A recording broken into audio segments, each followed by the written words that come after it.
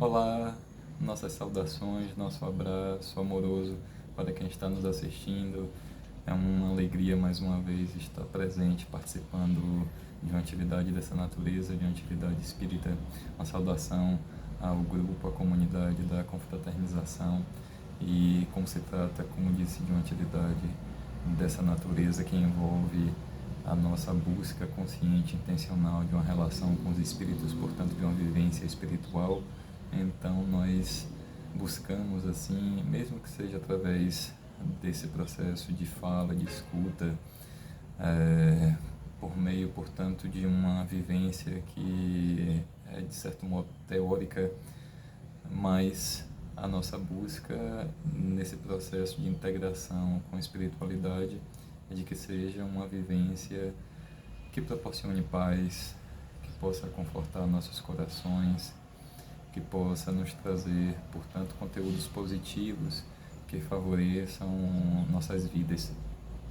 Então, que assim seja nesse nosso encontro, que tenhamos essa oportunidade, que tenhamos essa vivência significativa na partilha de bons sentimentos, na partilha de bons conteúdos. Portanto, que a espiritualidade maior esteja presente conosco nos espaços onde nós estivermos, cuidando para que saibamos cuidar melhor de nossas vidas, cuidar melhor de nós mesmos, de quem estiver à nossa volta, fazendo, portanto, da nossa convivência uma convivência íntima, pessoal consigo, a convivência com quem está ao nosso lado, à nossa volta, com nossos irmãos e irmãs, para falar de uma forma bem ampla, bem geral, numa concepção de irmandade no que diz respeito aos nossos vínculos humanos e espirituais. Então, que saibamos ter esse cuidado mais presente para que seja justamente um motivo de construção mais harmônica de nossas relações, uma relação consigo pessoal, uma relação com o outro, uma relação com quem está ao nosso lado, com quem está à nossa volta, com quem faz parte da nossa história, de modo que assim se estabeleçam laços afetivos. E isso já introduz um pouco da nossa conversa de hoje. Eu vou chamar assim, embora às vezes pareça uma conversa um pouco estranha, não é? Porque a conversa em que só um fala e os demais ouvem acaba sendo uma conversa onde você tem um interlocutor só, mas o tom é esse sempre, a busca, pelo menos assim, nosso propósito, nesse nosso intento, é de falar em tom de conversa e trazendo algumas reflexões que se referem ao nosso tema de hoje, que é laços de família. Então, falar de laços, nos nossos laços sociais e aí de laços de família, é muito interessante porque não são apenas palavras, né? Palavras que não tenham um significado muito próprio, muito específico e que diferencia assim o uso de cada palavra, o que diferencia cada significado, o uso das palavras que nós vamos escolhendo. Quando a gente escolhe a palavra laços, é importante se ter a ideia justamente do que representa um laço, pois o laço é algo que vincula, que aperta, não é? Que pode prender, mas ao mesmo tempo que solta com facilidade. E não apenas solta, mas como pode afrouxar e da mesma forma apertar, que tem uma flexibilidade. Não é a prisão e ao mesmo tempo não é uma relação frouxa que não permita uma união, que não permita uma condição coesa.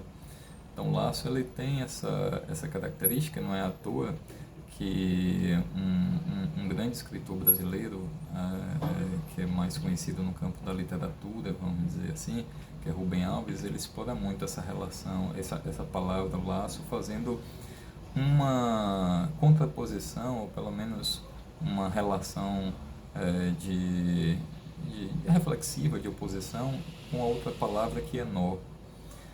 E isso é feito considerando uma transposição para as nossas relações humanas. Então, nós construímos laços ou nós construímos nós. em nossas relações. E aí Rubem Alves vai dizer justamente da importância de se pensar nessa ideia que o laço nos proporciona. E é claro que a gente vai, a partir daí, criando um processo que é de figura de linguagem, não é? Então a gente vai fazendo uma transposição da ideia do laço para aplicar às nossas relações, e como isso é muito mais significativo do que se fazer ou se construir os nós. Porque veja, o nó prende. Se a gente pensar no nó, né, quando se faz em alguma coisa, então é muito mais difícil de ser desatado. Às vezes é algo tão difícil de desatar que é preciso cortar. É preciso de uma ação que é mais agressiva, que é mais violenta, enquanto o laço ele permite essa flexibilidade. E aí então Rubem Alves, assim como outros autores, aproveita essa ideia do laço em contraposição ao nó para construir justamente um discurso e, é claro, trazer assim uma perspectiva afetiva que nos oriente, pelo menos que nos inspire para que nossas construções sociais, de vínculos, sejam justamente construções que se identifiquem por laços.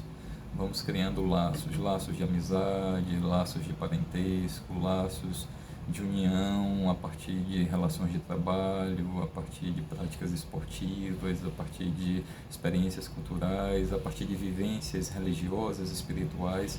Então, os laços que nós vamos construindo. E os laços, portanto, como eles têm uma flexibilidade, eles se afastam de uma ideia de extremismo, de uma ideia em que, portanto, nós temos uma tendência muito forte a manifestações de intolerância, de preconceito, na medida em que se tem a ideia de que cada um, com o seu próprio valor, com as suas próprias ideias, tem a razão de ser sobre as coisas, tem a sua verdade, não é? Então, assim, há uma imposição, há uma dificuldade de ser flexível, de abrir espaços para o diálogo, de abrir espaços para uma relação que seja mais horizontal, não é? De se ver quem estiver à nossa volta como pessoas iguais, apesar das nossas diferenças, de nossas particularidades. Então o laço vai permitindo essa flexibilidade, enquanto o nó não, o nó prende, o nó dá a ideia de extremismo, o nó dá a ideia de relação de poder abusivo, o nó dá uma ideia justamente de manifestação das nossas passionalidades, e nas relações afetivas, às vezes, de prisões que se criam, seja em função do orgulho, da vaidade, do egoísmo, e do ciúme que nasce disso, e de tantas outras situações que acabam desgastando, que acabam causando uma deteriorização. Eita, agora prendeu tudo, agora travou tudo. Então, que vão deteriorando as relações sociais. E eu peço desculpa por essa minha, vamos dizer assim, confusão em relação à palavra. Então, o nó acaba causando um estrago, um estrago em potencial. E, de fato, efetivamente, um estrago enquanto laço, né? Então, quando a gente fala de laço de família, é interessante justamente trazer já essa ideia que a palavra nos proporciona, com seu sentido, com seu significado, seus sentidos.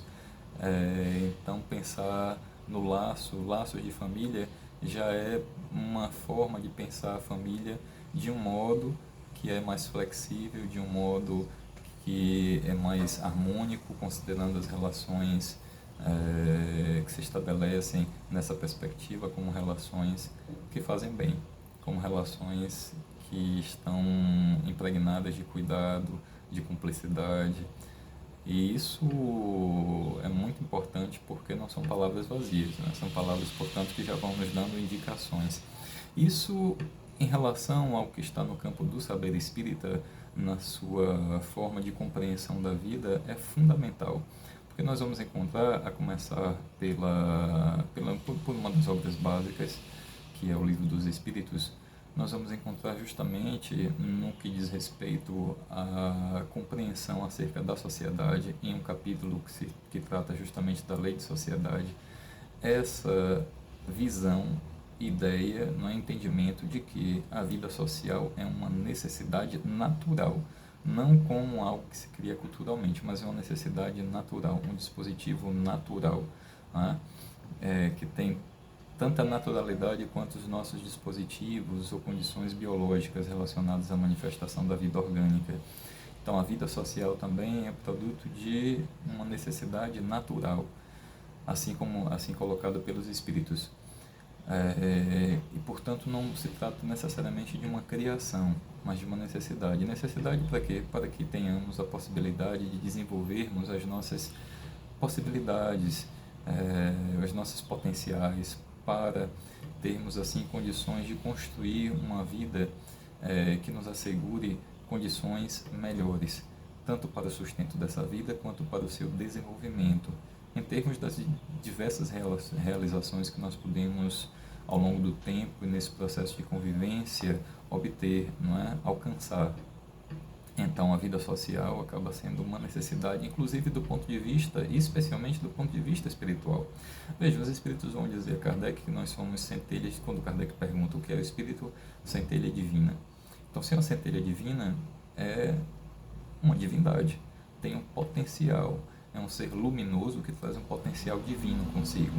Então, se pensar assim que nós somos deuses, nós temos um potencial divino, é ótimo, mas isso não significa dizer que não tenhamos a necessidade uns dos outros, que não tenhamos a necessidade da convivência, por mais desafiadora que seja, por mais difícil que seja em muitos casos. E essa convivência, esses laços sociais, eles começam especialmente em núcleos específicos que nós vamos chamar de núcleos familiares. É dentro da família que se tem as primeiras experiências, né, que se dá com o processo do nascimento. E a partir daí da vivência em um grupo que se une seja por laços afetivos ou laços consanguíneos, mas que se unem e nessa união, nesse vínculo que se dá estável, público, onde se tem as primeiras experiências e a partir daí um processo de experimentação, um verdadeiro laboratório, como vai dizer Joana de Ângeles através de Divaldo Franco, um verdadeiro laboratório de aprendizado, de vivências que são necessárias para o ser humano e aí podemos dizer de forma mais ampla para o espírito. Logo, a vida social e aí a vida familiar é fundamental, é absolutamente necessária em relação tanto à condição humana, social, mas também à condição espiritual. Não são instâncias que estejam apartadas, né? Não são realidades que estão separadas por uma cisão, uma ruptura, o que é humano, o que é espiritual, não. Então elas se complementam, se integram, e nesse sentido é importante considerar que para os espíritos qualquer situação, há inclusive uma pergunta feita por Kardec, que é 775, que é a seguinte: qual seria para a sociedade o resultado do relaxamento dos laços de família? E a resposta é uma recrudescência do egoísmo. Uma recrudescência do egoísmo, um retorno assim com mais força a manifestações de egoísmo. Por quê? Porque há aí uma cisão, há aí uma ruptura de uma possibilidade de vivência que é de natureza social e que envolve esse compartilhar, que envolve nas próprias relações uma interface de interesses que vão precisar se harmonizar para que você tenha aí a possibilidade da convivência, né? Por mais difícil que seja, enfim, então a vida social acaba sendo uma necessidade e a vida familiar ainda mais para que se dê as possibilidades mais plenas da vida, uma vez que sem ela, sem essa unidade ou núcleo familiar, haveria um prejuízo enorme para a sociedade, especialmente com a recrudescência do egoísmo. Então, recrudescendo o egoísmo, então nós estaríamos nos fechando como se estivéssemos em castelos pessoais e apenas conduzindo nossos passos com base em nossos próprios interesses. E isso não é algo que favorece esse fluir da vida no seu tecido social e a partir daí das diversas e mais amplas possibilidades que ela vai oferecendo, né? De partilha de aprendizados, de saberes, da partilha de experiências. Então, como isso vai nos levando a um desenvolvimento cada vez maior, cada vez mais amplo. E do ponto de vista espiritual, também, né? Esse desenvolvimento que se dá em vários aspectos da vida, em nossos aspectos afetivos, materiais, intelectuais ou cognitivos, éticos. Então nós vamos tendo justamente as possibilidades que são enormes em relação ao que nós chamamos de ganhos. Agora, às vezes se tem uma visão um pouco mais amarga acerca da família em função das vivências pessoais que cada um colhe diante das suas realidades mais desestruturadas ou mais deterioradas, devido à própria dificuldade da convivência e, eu vou dizer, dos estragos afetivos que decorrem justamente dessas convivências familiares. Quantos traumas, quantos problemas nós vamos encontrar enraizados nessas histórias, nesses vínculos familiares? São muitos, né? São muitos. Há pouco tempo eu estava assistindo um filme que é tanto quanto antigo, não é nem um filme antigo, né? Mas considerando a quantidade de produções cinematográficas, então passou 1 ano, 2 anos, então passa pouco tempo, a gente já considera como antigo. Um filme que é sobre uma patinadora, Eutônia, e a forma como é apresentada no filme a sua vida, com a participação da sua mãe, é terrível, porque ter uma mãe como a que ela teve é algo assim que acaba, vamos dizer, trazendo prejuízos profundos para quem quer que seja.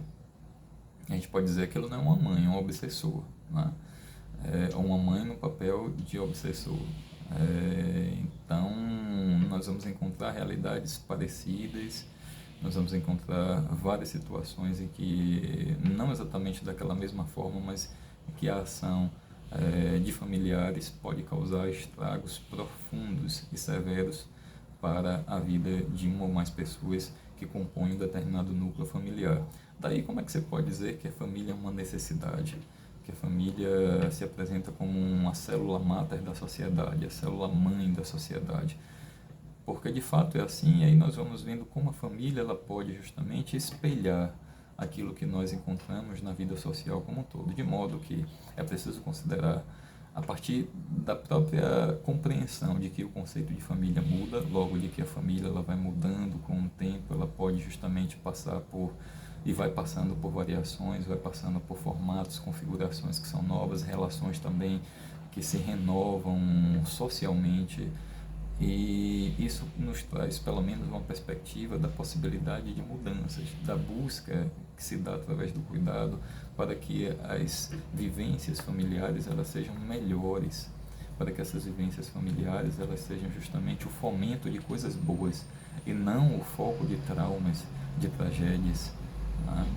De tristezas, de mais e mais problemas. Se pensarmos do ponto de vista espiritual e considerarmos que nós somos espíritos reencarnados, então é preciso considerar alguns aspectos que são importantes.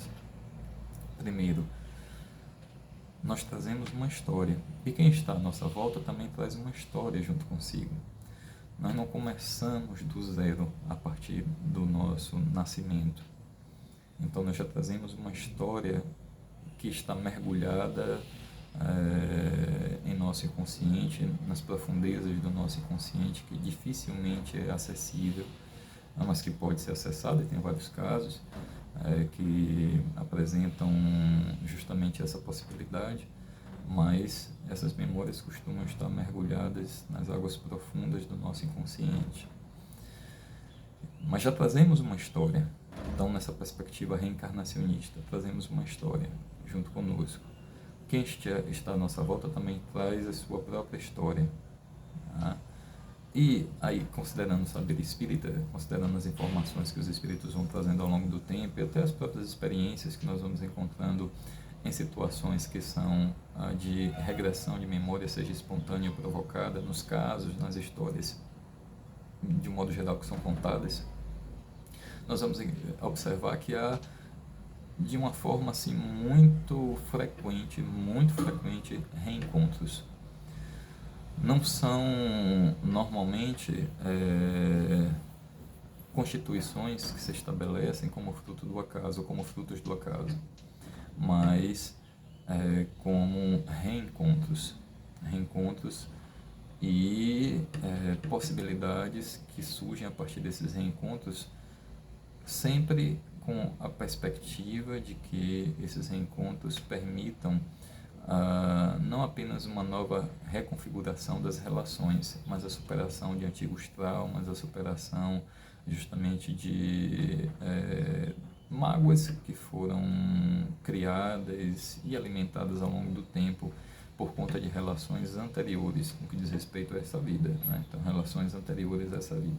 Tanto é assim que Joana de Ângeles, em um livro chamado SOS Família, então, uma psicografia feita por Divaldo Franco, Joana de Ângeles ela vai dizer o seguinte sobre a família. A família, em razão disso, é o grupo de espíritos normalmente necessitados, desajustados, em compromisso inadiável para a reparação, graças à contingência reencarnatória.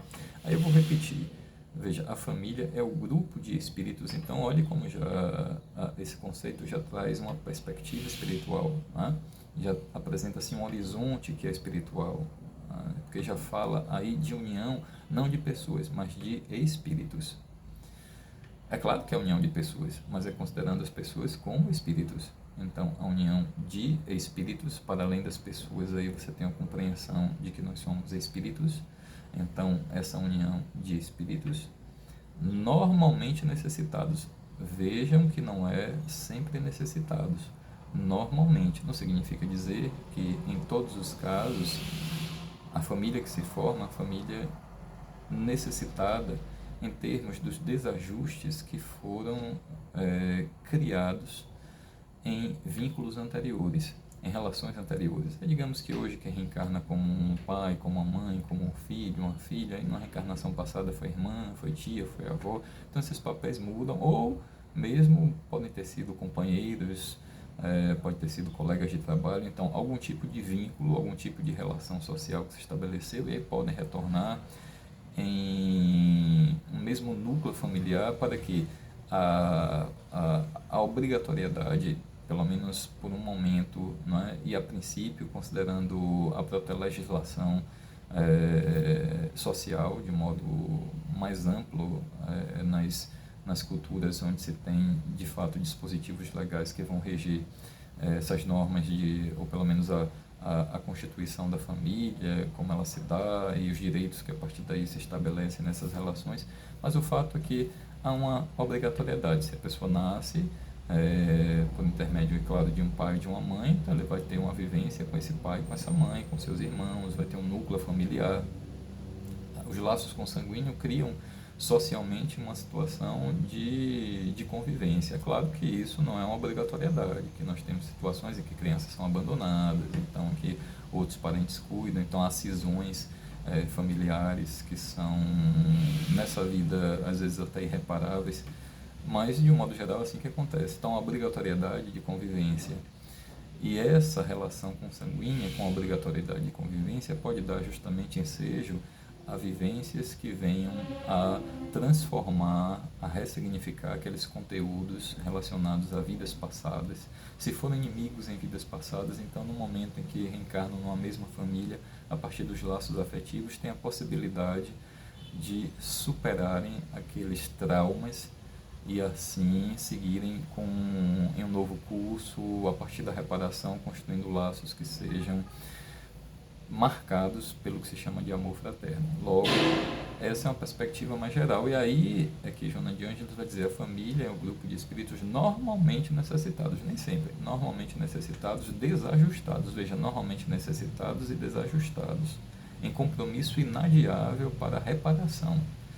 Isso é de uma forma mais geral, tá? Mas não quer dizer que se aplique a todos os casos de uma forma absoluta, tá? Então precisa ter esse cuidado, tá? A gente precisa ter esse cuidado, mas de uma forma geral é assim que costuma acontecer. As relações, os vínculos familiares, eles acabam sendo vínculos que servem para processos de reparação. Mas como a vida é dinâmica, então nós vamos tendo novas relações, possibilidades de novas construções, e a gente não pode ficar preso apenas a isso e achar que em todos os casos nós temos uma situação que envolve a necessidade de reajuste e de reparação.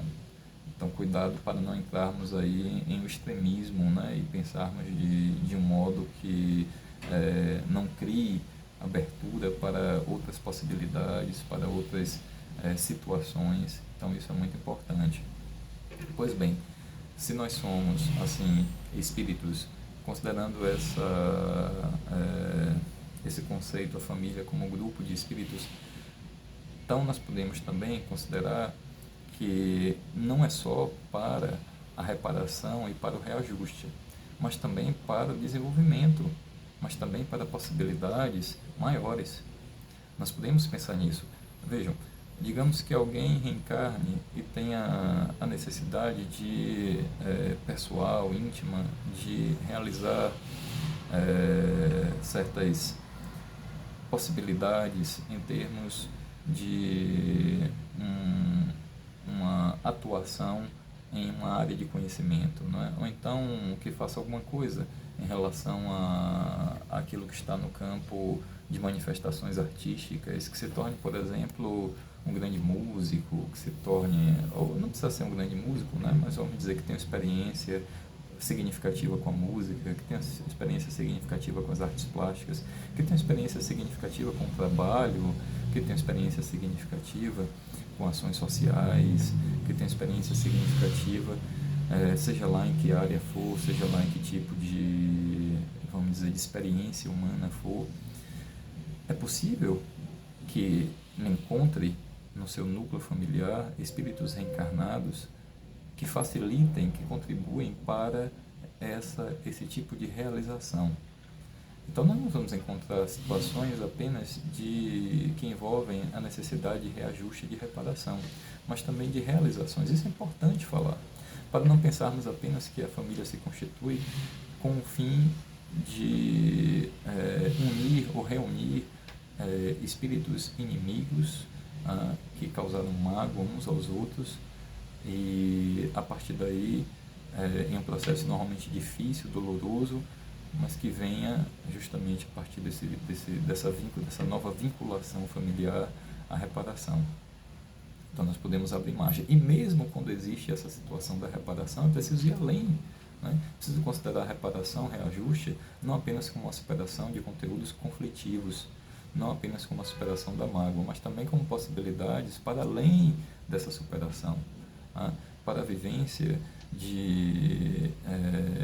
afetiva que nos traga um despertar para o avanço que se dá em nossos mais diversos vínculos em nossas zonas de interesse, seja de atuação profissional, em nossos ideais, em nossos sonhos.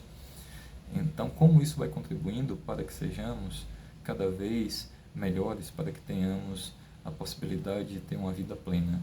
Preciso considerar, portanto, para além desse processo de reparação, de reajuste. Então,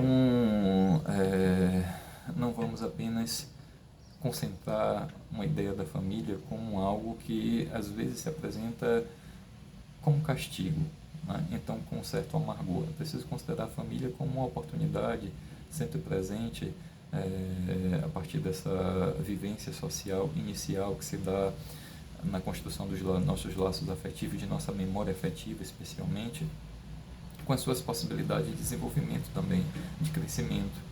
Então isso é fundamental, pensando inclusive do ponto de vista espiritual. Então, se Joana de Ângeles ela traz aqui esse conceito, veja que é considerando como o que acontece normalmente, mas não apenas reduzindo, restringindo a isso, mas tendo esse cuidado para focar nesse aspecto, justamente com o objetivo de apresentar informações ou de trazer uma compreensão que ajude quem se encontra na condição de reajuste, e a partir daí que tem a caracterização da sua vida familiar marcada por conflitos que são cotidianos e que são difíceis, que trazem às vezes até um desgosto em relação à própria pertença à família, e há pessoas que por conta disso não gostariam de ser parte daquela família. Alguns até nem se identificam, né? Se acham assim, vamos dizer, estranhos, assim, por que eu nasci nessa família? Por que eu faço parte dela? Em outros casos, não, uma integração que é completa, uma integração que é, vamos dizer assim, mais profunda, né, de sentimento de pertença. Então, alguns casos, mas esses casos não podemos dizer que sejam generalizados. Tá? Então, cuidado em relação a essa apresentação de um conceito de família do ponto de vista espiritual é justamente dando ênfase às realidades que precisam de maior cuidado. As realidades onde se dá efetivamente na convivência cotidiana os desgastes, os processos que envolvem a ocorrência possível de novos traumas, que acabam recrudescendo os traumas antigos e a partir daí que podem até levar a uma recrudescência do egoísmo, na medida em que o sentimento que pode vir é de se afastar. Né? Então, fulano, não quero mais saber da minha família, não quero mais saber de ninguém, eu quero me afastar. Então, por vezes, isso pode acontecer diante dos conflitos que se estabelecem.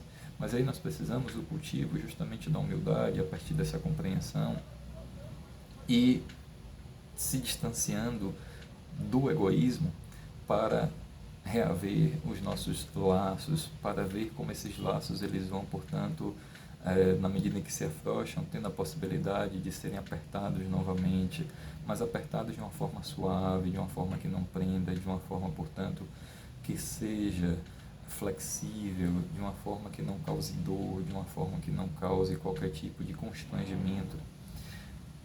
Se nós buscamos essa construção, considerando a compreensão de que somos espíritos reunidos em um processo de reajustamento, em um processo de reparação e mais além do que isso, em um processo de criação de novas possibilidades, novas experiências que nos façam crescer, ainda que a gente não enxergue isso agora, ainda que não seja uma realidade presente, mas que vai justamente nos conduzindo para essa realidade. E vai chegar um momento em que isso será possível de ser visto, de ser experimentado. Então, se nós pensarmos assim como espíritos nesse processo, a partir dos nossos vínculos familiares, dessa relação que se dá numa união estável, duradoura, de pessoas que se reúnem por laços afetivos e consanguíneos, então precisamos cuidar. E a humildade, o carinho, o companheirismo, a cumplicidade são valores absolutamente necessários. Nem sempre nós realizamos o que nós gostaríamos de realizar no que diz respeito a isso. E é como, adaptando um pouquinho, como dizia Paulo de Tarso em uma de suas epístolas, eu ainda não faço todo o bem que gostaria, mas ainda faço o mal que não gostaria. Então, por vezes é assim que acontece. A gente gostaria de não fazer certas coisas que nós ainda fazemos e gostaríamos de fazer o bem que está em nosso ideal, que está às vezes em nosso coração, mas ainda nós não conseguimos. No entanto, ainda fazemos aquilo que não gostaríamos de fazer. Isso acontece. Às vezes tropeçamos, às vezes criamos situações que magoam, que machucam as pessoas que estão à nossa volta, mas aí precisamos justamente desse cultivo da humildade, do cuidado, e dessa forma de buscarmos restabelecer os nossos vínculos por vias da amorosidade. Isso não é fácil, é um processo difícil, até mesmo porque não depende só da gente. Não basta, por exemplo, só pedir só desculpas e tudo estará resolvido. É preciso que as outras pessoas, as outras componentes, os demais entes queridos também tenham o seu processo de elaboração, de superação, e isso nós não podemos forçar. É preciso ter paciência para esperar a humildade diante dos nossos próprios conteúdos pessoais que ainda estão enraizados no orgulho, na vaidade, que por sua vez, em raízes mais profundas, estão ligados ao egoísmo. Então, esse cultivo, esse cuidado que nós precisamos ter, porque para além dele, para além da possibilidade que eles trazem, esses valores, de repararmos certos males, de reajustarmos aquilo que se apresenta em uma situação de desequilíbrio, aquilo que está deteriorado, então nós vamos também criando a partir daí uma relação que é mais fraterna, uma relação que acaba sendo marcada por memórias afetivas que trazem conforto. que proporcionam a leveza diante da vida, que nos fazem bem. E nos fazendo bem, nos abrem uma janela, nos abrem um horizonte novo de possibilidades. Então veja que não se trata apenas do reajuste. Junto com o reajuste, as possibilidades de renovação, de ressignificação. Daí a vivência familiar ser um laboratório sagrado, abençoado, como diz a própria Joana de Ângeles. E é preciso ter cuidado porque às vezes nós ficamos presos, inclusive na própria compreensão que se dá social, histórica, marcada em nossa cultura pela tradição judaico-cristã de um modelo de família específico. E aí então é preciso considerar que a família muda com o tempo. Né? Nós não vamos ter, por exemplo, mais e não temos mais, pelo menos validado do ponto de vista social e legal, o poder pátrio, o poder paternalista, né? A figura do pater, do pai, do direito romano, que era, vamos dizer, o líder que se apresentava como elemento fundamental da família e de poder sobre a mulher, sobre os filhos, de tal modo que o pater, que o pai, dentro do contexto da vida do povo romano, do povo antigo romano, tinha a possibilidade e o direito de vender seus próprios filhos, de condenar à morte. Então isso era um direito, né? Era o poder pátrio, né? O poder do pater, o poder do pai. Isso foi marcado durante um bom tempo em nossa cultura, inclusive colocando a mulher em um lugar de submissão, a mulher em um lugar de obscuro, onde acabou sofrendo e até hoje sofre, né, as violências em função desse abuso de poder. Então nós temos às vezes um apego a certos modelos de família e é preciso considerar que os modelos mudam, as famílias vão mudando. Se nós pensarmos, por exemplo, em um referencial teórico, que pelo menos eu acho interessante, embora não seja fundamental assim em nossa perspectiva e no conjunto de nossos referenciais, mas é um referencial também muito interessante, que é de Engels, que vai falar sobre a origem da família, da propriedade privada do Estado, e traz justamente de uma forma muito bem sucedida a apresentação da família que se dá ao longo do tempo, determinada pelos modos de produção, pelas relações de trabalho, pela própria constituição do Estado. Então a família vai mudando com o tempo, né?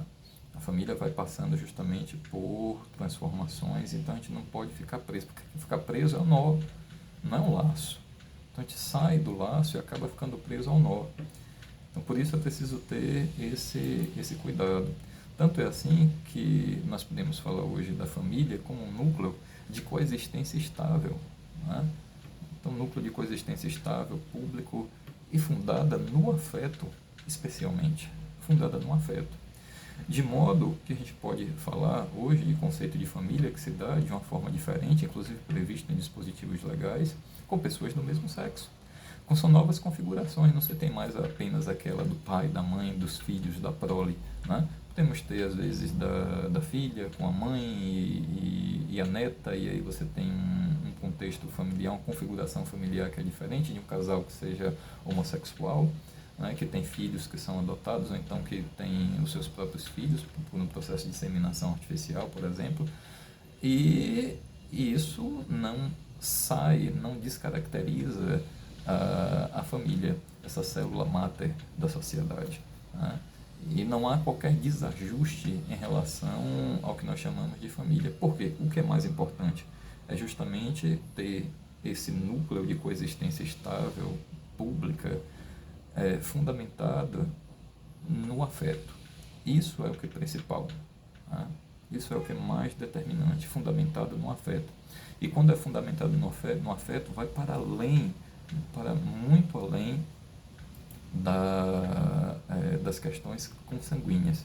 De tal modo que há no Evangelho segundo o Espiritismo, no capítulo 14, no item 8, que trata justamente dos laços de família, pelo menos não com esse tema, mas que trata dos laços da família, há um trechinho, eu vou ler esse trecho, em que diz o seguinte: não são os da consanguinidade os verdadeiros laços de família. Veja, não são os da consanguinidade os verdadeiros laços da família, e sim os da simpatia e da comunhão de ideias, os quais prendem os espíritos antes, durante e depois das suas encarnações.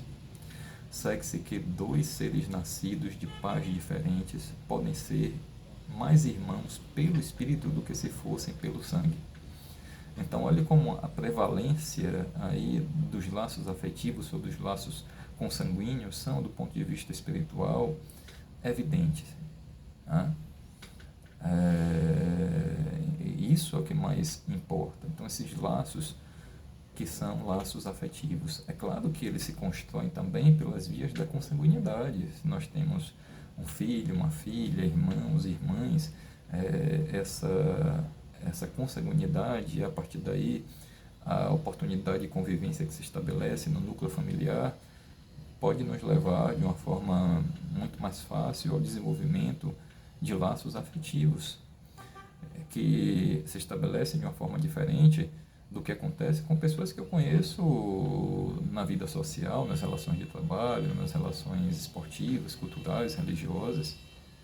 E diferente de eu ter ali um irmão com quem eu convivo durante 40 anos, 50 anos, né? Um filho que vi nascer, que peguei nos braços, que acompanhei no seu processo de desenvolvimento, e mesmo com todos os problemas que podem acontecer diante dos desafios da convivência, dos entrechoques de interesse, das manifestações dos conteúdos que cada um traz consigo ainda como um desafio de superação, mas essa consanguinidade na constituição dos núcleos familiares que vai dando também a possibilidade da construção de laços afetivos que vão para além da consanguinidade. E você tem um conceito de mãe, de pai, de irmão, de irmã, de filho, de filha, enfim, para além desses próprios nomes, de pensar como uma irmandade, de pensar de uma forma fraterna, é para além. Né? E aí nós temos inclusive o uso de palavras como pai, mãe, que hoje estão para além disso. E você pode dizer de alguém assim, fulano é como um pai, ou fulano é como uma mãe para mim, eu sou como um filho, eu sou como um irmão, aquilo é minha irmã. Então nós vamos tendo essa possibilidade do desenvolvimento de laços afetivos a partir dos próprios laços consanguíneos para além deles. E essa prevalência é dada pelos espíritos, nesse conceito de família que se dá pelos laços espirituais. Inclusive, espiritualmente, é aí que se formam as famílias, pelos laços afetivos que criam condições de simpatia e de possibilidades de uma vinculação, de uma união estável que se dá ao longo do tempo no processo de enriquecimento, de desenvolvimento coletivo e ao mesmo tempo individual. Olha a beleza disso. Não é só um desenvolvimento de si mesmo. Eu preciso, para me desenvolver, que o outro que está ao meu lado, a outra que está ao meu lado, se desenvolva também. O meu desenvolvimento implica o desenvolvimento de quem estiver à minha volta. Não é algo apenas pessoal, particular, é também compartilhado. Precisa ser fraterno, precisa ser solidário. Não se trata apenas do meu crescimento pessoal, mas do crescimento coletivo. Se tem o crescimento coletivo, nós temos o crescimento pessoal também. Logo, o egoísmo acaba sendo uma barreira, acaba sendo justamente um muro, acaba sendo um obstáculo para o nosso crescimento pessoal, porque é um obstáculo para o crescimento social, para o crescimento coletivo, para as relações solidárias que fomentem mais e mais e mais a vida. Então, quando nós falamos dos laços de família, como laço mesmo, a ideia do laço, a ideia da flexibilidade, de uma relação mais horizontal, não de abuso de poder, né? Uma relação que esteja sustentada na humildade, considerando os desafios que nós temos da vivência familiar, tão sustentada na humildade, no cuidado, na amorosidade, na paciência que às vezes precisa ter, ou ainda para usar uma palavra que acaba sendo até hoje mais usada, na resiliência diante de certas provações, diante de certas dificuldades, diante das possibilidades de mágoa mesmo, porque querendo ou não, às vezes nós magoamos, né? E às vezes nós somos magoados. Então isso acontece e é preciso superar esses conflitos, é preciso superar essas mágoas, é preciso curar as feridas que ainda estão abertas, né, para que elas cicatrizem, para que não continue doendo, para que não continue sendo espinhos em nossos corações, porque espiritualmente isso continua. E às vezes aí não vai nenhuma ameaça, às vezes a gente precisa recomeçar em um mesmo contexto familiar. Às vezes esse recomeço é tão difícil que nem mesmo o vínculo familiar resolve. Eu já vi um caso, por exemplo, de uma regressão que eu pude observar, e eu não dá tempo mais de contar essa história, porque são várias histórias envolvendo famílias com seus desdobramentos espirituais. Inclusive, se alguém quiser ver um pouco de casos assim de conflitos familiares que levam a traumas profundos com seus desdobramentos espirituais e de vida em vida, tem um livro que é interessante, que é A Psiquiatria em Face da Reencarnação, de autoria de Inácio Ferreira, do Dr. Inácio Ferreira, que foi durante um bom tempo, durante anos e anos, diretor clínico do Sanatório Espírita de Uberaba, na época com esse nome, e ele então teve a oportunidade de coletar casos de pessoas que foram internadas com mais diferentes tipos de desajustes ou, vamos dizer, de manifestações mentais desajustadas, para falar assim de uma forma ampla, porque não se trata aqui de apresentar algumas classificações de doenças, mas enfim, ele tem a oportunidade de coletar casos de pessoas que foram internadas no sanatório. E a partir da convivência com médiuns, a partir justamente das informações espirituais que pôde coletar em relação a esses casos, são histórias envolvendo traumas profundos de vínculos familiares. E ele então escreveu esse livro, A Psiquiatria em Face da Reencarnação, e mostra nesse livro a possibilidade de alguns distúrbios que aparecem, distúrbios mentais, terem as suas raízes em traumas decorrentes de conflitos passados, de conflitos em vidas passadas, em contextos familiares que se construíram naquele momento e que voltam nos dias atuais, na vida atual. Então é interessante essa leitura. Voltando ao caso, eu vou falar de forma bem rápida, porque o meu tempo já passou ainda mais. Eu tive a oportunidade de observar de uma pessoa que fez uma regressão, e os conflitos dela com a mãe eram conflitos assim terríveis, e na regressão ela havia cometido suicídio pelo menos nas 2 reencarnações anteriores, e das 2 vezes por conta de conflitos profundos justamente com a mãe, que era também mãe nas 2 encarnações anteriores. Isso foi de tal forma uma ferida com extensões tão profundas que os espíritos disseram o seguinte: olha, por conta das dificuldades que elas ainda apresentam, a partir da próxima vida não estarão mais juntas, vão precisar seguir caminhos separados, até que um dia estejam em uma condição mais favorável para que venham a se reencontrar em família, e aí sim poderem reajustar, reparar os seus, eu vou usar outra palavra, de curar as suas feridas antigas e seguir assim um novo curso, com uma condição mais livre, porque na medida que a gente cura as feridas que estão abertas, a gente fica mais livre, a gente acaba cultivando um estado de leveza, de paz, que nos abre portas, que nos abre novos horizontes e assim novas possibilidades de realizações na vida. Porque se estiver com ferida ainda,